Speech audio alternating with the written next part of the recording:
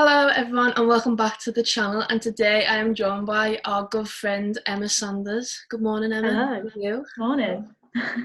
How are you? Yeah, I mean, alright, it's a little bit early for me, but Yeah.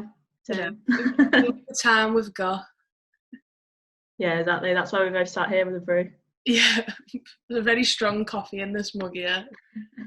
Me too. We're just going to talk a little bit today about our new signing, Amalie Thestrup. You had the pleasure of speaking to her over the last couple of days, and wrote a really good article for the BBC. Thank you. I think that below if you haven't already seen it on Twitter. Yeah, you had the chance to sit down with her over Zoom, of course, obviously social distance and all that. And yeah, firstly, just what was she like to speak to? What was the type of character that she was? She was really friendly, very confident. You can tell that she's done a lot of media stuff before. So she wasn't afraid to, put herself out there and answer some questions. So what was really encouraging was how competitive she came across as well. So she was talking about her as a player. And she described herself as an aggressive striker, which I quite liked because it was, I think, for Liverpool fans, she seems to have the same kind of playing mentality as like Roberto Firmino, where she likes pressing from the front. She likes to create goals just as much as she likes scoring them. But yeah, she was talking about her style of play in Italy, which was a lot more technical, and about how she wanted to bring that into the English game, but also she was kind of thriving on that that aggressiveness and that physical challenge that you get in the WSL, which she probably didn't experience as much of in Italy. And she said already in the first couple of days of training she could sense that was going to be something that she could work with in England, and it played to her strengths. So so I think she's very confident in a good way. She's also well aware of the pressure on her in terms of goal scoring, because obviously last season, I think, 8 goals in 14 games Liverpool managed in the WSL. So she's well aware that she's coming in as the big number 9. There's a lot of eyes on her to score, and yeah, she wants to live up to the hype. Yeah, you talk about like obviously her training. Obviously she joined up with the squad last week and whatnot. But she's trained with the squad 2 days after landing in England, and she's already made an impression on both like coaches and like players. How important is it, do you think, for a new signing coming in, not only to just like sort of show people what she can do, but also try and make the players around her perform better, both in training and on the pitch? Yeah, that's a really good point actually, because from the people I was speaking to about sort of the impact that she's had at training, that Saturday's training session apparently was one of the best that they've had in a long time, and I think that is largely down to the fact that the new signings have come in, and obviously they've lifted a bit of competition and lifted a bit of intensity, and obviously Amalie's like at the forefront of that with her aggressive style of play. So I think she scored a screamer in training. Quite a lot of the players were like, wow. I think even the staff were a little bit surprised, because she was scouted as one of those players who was quite nippy in and around the box, and she had like a good first touch, and she scored quite a lot of goals that were sort of like poacher goals. So she's been scoring a couple of long range goals in training, which I think is something which the staff were like quite impressed about. So she's definitely making waves early on. But yeah, I think it is important that these new signings come in and they make an impression. Obviously Taylor Hines is coming as well, and I think like she's obviously a bit younger. She probably took a few more days to sort of settle in, but she's now sort of ready and flying as well. And obviously Rachel Law's the new keeper. She's really experienced, and I know she's keeping Riley on her toes. So yeah, lots of competition, lots of exciting times for Liverpool. Yeah, it's interesting that you mentioned like obviously all 3 like signings, because like you said, Taylor Hines is like really young, so like she's still just sort of figuring out her game type of thing. Obviously Amalie's like in the middle, where she's played for big clubs, but she's also got such a long career ahead of her. And you've got someone like Rachel Laws, who's obviously going towards like the tail end of her career now, and played like in the WSL and the Championship for so long. and can bring that experience. So it's like a good like mixture of people coming into the group, because we already had such young players in our squad, but also such experienced players. So it's like Vicky sort of added in each areas of those three, because that's what you need. You need both youth and you need both players who do have experience, either whether that's in the WSL or in the Championship. Yeah, that blend is really important. And like you say, I think there were a couple of young players who were probably on Liverpool's radar as well this summer. But as you say, we've got a lot of youth talent in the squad. I do know there's a couple of younger players, some of the England internationals that have stepped up in training that will probably be a part of the first team squad this season. Obviously, we've seen Missy Bow-Kearns as well. She obviously played a bit last season, went out on loan. She's expected to be part of, the first team again this season and try and have a bit more of an impact. So she's been doing well in training. So the younger players are coming through. And we've got that base. So as you say, I think it was about adding a bit more in all elements, and especially that sort of that middle ground area, I think, where we've got the experience, we've got the leadership team as such, in kind of, obviously Rachel Laws has come in, she's a leader. Then you've obviously got Fernie, got Neve, obviously we've lost Sophie, the skipper, for a few months, but there's a leadership group there. So I guess players like Amalie now, she's quite an important one to come in, because as you say, she's got experience and she's played for some big clubs. But like when I was speaking to some of the Danish journalists back obviously in her homeland, they were saying that she's kind of been a little bit underrated back in Denmark, because they have a lot of like flashy strikers, and I think and they quite like technical strikers. So I think her style of play probably isn't as well appreciated as it should be. So I know there's a lot of journalists that feel like she should be playing more for the national team. She only made her debut, I think it was a year and a half ago. So hopefully this move for her at Liverpool will help her on the national setup as well. So so she's definitely in that kind of category where she's looking to evolve her career as well, and she's moving into a prime. So that's that's only good news for Liverpool. Yeah, I want to just like touch on quickly, because obviously she's Denmark international. There seems to be a lot of international players like more willing, I think, to come over to England, mainly in the WSL, to play for the clubs there. But obviously a few people coming into the Championship teams. What do you think it is that sort of pulling those international players to come here rather than stay at like a Roma, or people have come from Bayern Munich and signed for Chelsea, or those type of teams? What do you think the pull is for them over here? Yeah, I actually asked Amalie about this, because obviously she's essentially gone from Roma, where they were challenging for a Champions League spot, to then obviously dropping down to the Women's Championship. So, but I think it's everyone knows that the English game is growing, and everyone knows, especially in WSL, that which is obviously where Liverpool absolutely want to be next season. The WSL is probably the fastest growing league, I would say, in women's football at the moment, in terms of like the profile, scope for marketing, broadcasting rights, sponsorship. Everything is sort of starting to fall into place. There's still a lot of work to do, but the WSL looks like it's the league that is kind of going forward, and I think players abroad are recognising that.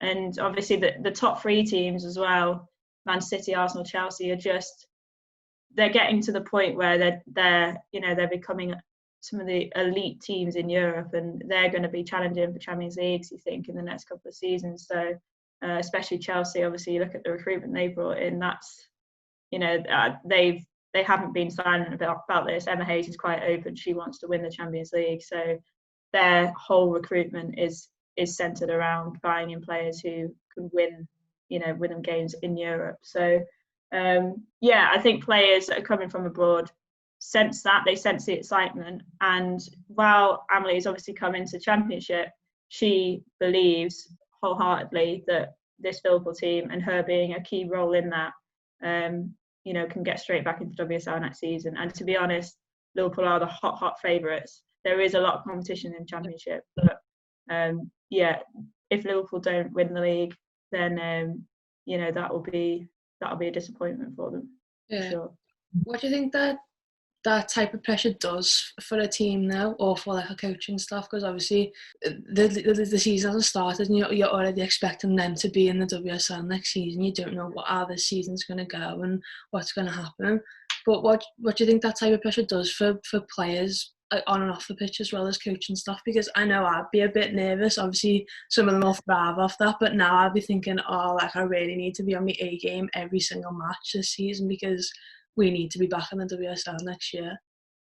Yeah, that is one of the main questions, isn't it? It's difficult to know until, I guess, the season starts, because there is going to be a lot of attention on them. And, the last couple of years, they've kind of been in a position where they've been able to float around in the WSL, challenge for domestic cups, but at the end of the day, they've not had that pressure in terms of like the likes of, like Manchester City, Chelsea, where it's like anything other than winning the league is a disappointment. So it is going to be interesting to see. However, they're used to playing for a club like Liverpool, where they know that off the pitch there's pressure no matter what, just simply because of the prestige of the club. And this is what Amalie spoke about, quite strongly in her interview with me, was she knew the size of Liverpool Football Club. So with that automatically comes more pressure than most clubs. And that's the standard. So, if you play for Liverpool, you have to play under pressure, because that's part and parcel of the team that you're playing for, and there's a lot of expectation there. So I think that's obviously Vicky's job, that's the staff's job. They need to get the best out of the players and give them the confidence and the mentality to go there and live up to the standards that are expected at Liverpool. But yeah, certainly from the conversation I had with Amalie, I think she'll be fine in that department. Yeah, I mean, she seems like a good character to have around. She seems like a good person. It's exciting to think about. Obviously, this group of players that we've got. Obviously, we went through those couple of weeks of being relegated and losing so many players, and you thought, this is just going to be like a whole new cycle again of like the whole Redfern saga, and it's just, it's not. I was thinking to myself, it's not the best sort of situation to be going through after you've just been relegated, and you've sort of got to try and plan for a season in the Championship which you've never had to plan for before. But then the players we have signed, it just boosts your confidence so much, because you know that they are really good players. Like, obviously Amalie hasn't had the career she's had by just playing poorly, or just going about a career. She's actually like performed well, and like, so it's good for us, I think, that someone's willing to leave, like you said, a team that's looking to challenge for Champions League and wants a new challenge over here with us, because of the club that we are, but also she wants to challenge herself as well. She's not just going to settle for something, because at Roma she could have that Champions League and could be challenged for the league, but she doesn't want to do that. She wants to challenge herself. Yeah, I think that's definitely what's most exciting, as you say. I think obviously, Vicky and the staff, they were working on recruitment, right, I mean, we're talking sort of early March, right at the beginning of lockdown, way before sort of, obviously, we knew what Liverpool's fate was in terms of relegation. So they'd been scouting players, they'd been, they had profiles on players, they knew who they wanted to come in. And they, the priority then after we got relegated was to speak to the players already at the club, the kind of the core players, the senior players that Vicky wanted to stick around, and the vast majority of them has signed on. I don't think, obviously Neve Charles was one that the club wanted to keep hold of, but you can understand from her point of view, she's obviously looking to break into the England squad, and with the Euros delayed as well, she's got a good opportunity to get in and around that squad. She's obviously one of the best young players in the country, and going to Chelsea is obviously a huge challenge for her. But if she can do well there, then that's brilliant for her individual career. So I know that was a tough decision for her, but obviously one that the club fully supported. So obviously she went, and Gemma Fairfield obviously went to Bristol, which I think she was one that the club probably would have liked to have kept as well. But apart from that, they've managed to Keep all of the other sort of core players. Obviously, Fernie's still got another year left. Mel Lawley's got another year left on a contract. Sophie Bagley-Upland obviously has had to step away, but she's still got another year and she will be back this season. And obviously Niamh Fahey as well. So all the kind of the key players have stayed there. And then I think it's testament to the work that the staff have done that they've been able to then bring in these new recruits. You know, and obviously they had to kind of change. They did have all that work in terms of recruitment, but they did have to kind of adapt a little bit because they were obviously basing that on the fact that they were staying in the WSL. Yeah. Like it came as a complete surprise, that, you know, the decision to relegate them. So they kind of, obviously there would have been players lined up that probably didn't come because of the decision, which is understandable because, you know, the difference between playing in WSL and playing in Championship is big. But the fact that, you know, they've still managed to bring in the likes of, you know, Rachel Laws, who, as I say, you know, a very experienced, a very good WSL keeper. She's willing to come in. Amalie's obviously come from Rover, and then Taylor's, you know, a bright young player who I think she needs her confidence building, and she's obviously she trusts the coaching staff and she trusts the players around her. So all those are like encouraging and positive signs that these new signings have clearly seen something at Liverpool that they want in terms of, you know, their playing ability. And how the club can help their career. So so I think that's a good sign. And if you've got players like that, you know, really want to come and play for the club, then I think it helps the overall sort of mentality in the squad as well. Yeah, it definitely does. It's exciting to think about what we're gonna be like next season. Hopefully we're at the top the whole time and not the bottom, which is what we've experienced obviously last season. But yeah, thank you very much for joining me this morning on an early Wednesday morning. It's been a pleasure. Yeah, up bright and early. Right early, yeah. Didn't know there was 2 9 o'clocks in the day. Oh, yeah, not when you work until about 1 a.m. Yeah, exactly. So, but yeah, thanks so much for coming on, and thank you all for watching. Remember to like the video, comment, subscribe to the channel. I'll put a link to Emma's article in the description below, so if you want to go and read that, please do. It's really good. So yeah, hopefully see you all next week with a new podcast.